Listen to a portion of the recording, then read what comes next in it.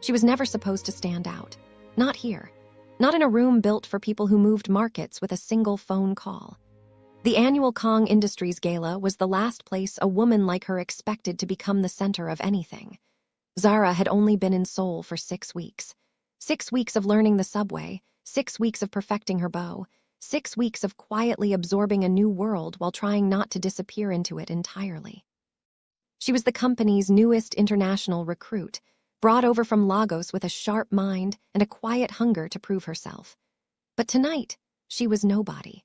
Just a woman in a navy dress sitting at the edge of a sparkling ballroom, watching powerful people perform for each other while she nursed a glass of sparkling water and tried to look like she belonged. She had almost convinced herself she was invisible when she felt it. A gaze, small, steady, deliberate.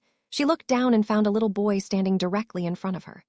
6, maybe 7 years old, dressed in a suit that probably cost more than her first month's rent. Dark eyes, round cheeks, a stillness that children that age were never supposed to have. He wasn't lost. He wasn't wandering. He had walked straight to her and stopped like she was exactly where he meant to be. "Hello," she said softly, surprised. He tilted his head. "Hello," he replied. Then after a beat in a voice so quiet only she could catch it, "Can I sit with you?" Her heart folded in half. "Of course you can." He climbed up into the chair beside her and sat with his little hands folded neatly in his lap, swinging his feet slightly. They sat in comfortable silence for a moment, then he leaned toward her ear. "My father thinks you're pretty," she blinked. "I'm sorry," he leaned closer. "He does. I heard him tell his phone." She laughed nervously, warmth rushing to her cheeks. "Who is your father's sweetheart?" The boy pointed across the ballroom without hesitation. And when Zara followed the direction of his small finger, the warmth in her chest turned to ice. Standing near the floor-to-ceiling windows, surrounded by a loose circle of senior executives who were all visibly competing for his attention, was Kang Seo Jun, chairman of Kang Industries. 40 years old, built his first company at 26, doubled his empire twice over before anyone could blink.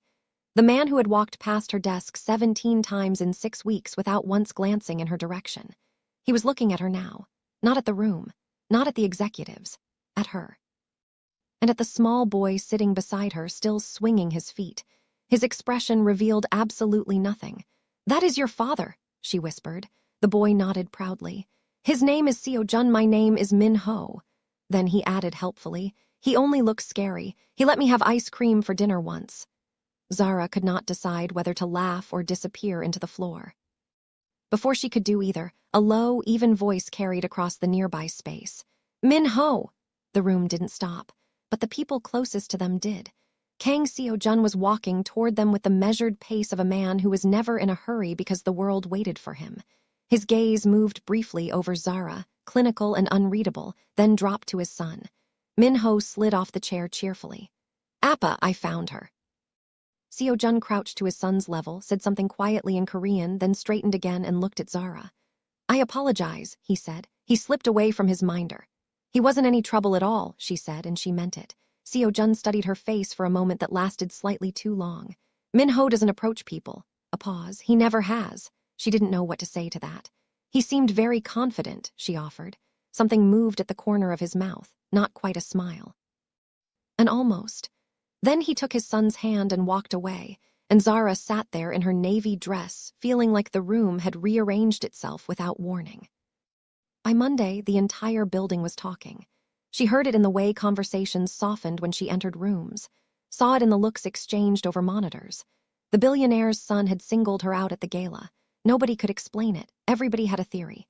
At 9:02 a.m. precisely, her desk phone rang. The executive line. Her stomach dropped before she even picked it up. "Miss Zara," said the crisp voice of Seo Jun's personal assistant. "The chairman would like to see you upstairs." "Now, please." She took the elevator with her heartbeat in her throat. His office was exactly what she had imagined and somehow more. Walls of glass, souls sprawling below like a circuit board, not a single unnecessary object on the desk. He was standing at the window when she entered. "Close the door," he said. She did. The click of the latch felt enormous. He turned around and looked at her with those still, dark eyes. "My son," he began quietly, "does not leave my side at professional events. I understand. He does not speak to strangers." "I know, sir." And yet, he walked slowly toward his desk. He spent 20 minutes with you before I noticed he was gone. She said nothing. He sat and studied her with the patience of someone who was used to waiting for the truth to surface. The gossip in this building doesn't concern me, he said. Please don't apologize for that, he added before she could. It isn't your fault. That surprised her. He leaned back slightly. You came to Seoul alone. It wasn't a question. Yes. No family, no connections here. No, his gaze didn't waver. And still you walked into a room full of the most powerful men in this country and sat quietly in the corner without performing for any of them. Her breath slowed. I was just attending a company event. That's not what I mean. His voice had shifted just slightly. You were uncomfortable, but you didn't pretend otherwise. She looked at him directly now. Is that unusual? He considered her for a moment. Min-ho said you looked lonely. The air between them thinned. Children say things, she replied softly. My son says true things, he answered. A silence settled that neither of them rushed to fill. Then he asked carefully, did what he told you at the gala make you uncomfortable? She held his gaze. Honesty felt like standing at the edge of something. No, she admitted. It just surprised me. His eyes held hers for a long, considered moment. And if you were to say something like it again? She lifted her chin slightly. That would depend on whether you plan to keep pretending you didn't hear him the first time. The silence that followed was different from the ones before it. He looked at her the way a man looks at something he hadn't expected to find. A knock broke it open. His assistant's voice came through the intercom, gentle and apologetic. Sir, Min-ho is here. He insisted. Seo Jun exhaled through his nose. Let him in. The door burst open and Min-ho ran straight past his father and directly to Zara, arms wide. She caught him without thinking, laughing despite herself. Seo Jun watched the two of them from across the room with an expression he seemed to be working hard to keep neutral, and failing. By Wednesday, the whispers had teeth. Someone had decided to use her, and she knew exactly who the moment director Hyun Yi-wook strolled into the empty conference room, where she was working and smiled the kind of smile that never reached anywhere near his eyes. He was handsome in the way that expensive things sometimes were, and twice as dangerous. He stepped too close and spoke too softly about private dinners and selective circles, and how she could be, in his words, very valuable to the right people. She was about to answer when the conference room door opened without a knock. Seo Jun stood in the frame. His gaze moved from Hyun to her, then settled back on Hyun with the patience of a man sharpening something invisible. Director Hyun, he said pleasantly. I wasn't aware investor conversations had moved to unused conference rooms. Hyun adjusted his cufflinks. Seo Jun stepped inside slowly, and the room rearranged its allegiances without anyone saying a word. Miss Zara reports directly under my division, Seo Jun said. Any professional engagement involving her requires my knowledge. He let that land. I'll keep that in mind, Hyun said carefully and made his exit. The door clicked shut. In the quiet that followed, Seo Jun turned to her. Did he touch you? No. Did he imply something inappropriate? She met his eyes. Yes. His jaw tightened almost imperceptibly. You will not attend anything outside of official company events without telling me first. She raised an eyebrow. Is that a professional directive? He stepped closer, not threatening, something else entirely. This company is not gentle with women who attract powerful men's attention. I didn't ask for his attention. I know that. He held her gaze. I'm asking you to be careful with mine. She went very still. He seemed to catch himself then, pulled back slightly into composure. But the words had already fallen between them like stones into water, still rippling. Because they both knew he hadn't meant to say that last part, and they both knew it was true. Friday arrived wrapped in tension. That morning, a carefully worded company announcement appeared in every inbox, quietly nomming Zara as a personal guest of Director Hyun's private investment dinner. By noon, her name was being murmured in corners. By afternoon, she stood in Seo Jun's office, composed but furious. I never accepted, she said. I know, he replied, entirely calm. Then why is this happening? He looked at her steadily. Because Hyun wants to see what I'll do. A pause settled between them. And what will you do? She asked. He reached for his jacket from the back of his chair. Come with me. The dinner was already in full, glossy swing when they arrived. Hyun stood at its center, working the room until the temperature changed. Until the doors opened and Kang Seo Jun walked in with Zara beside him, and every conversation in the room snagged. Hyun's smile went brittle at the edges.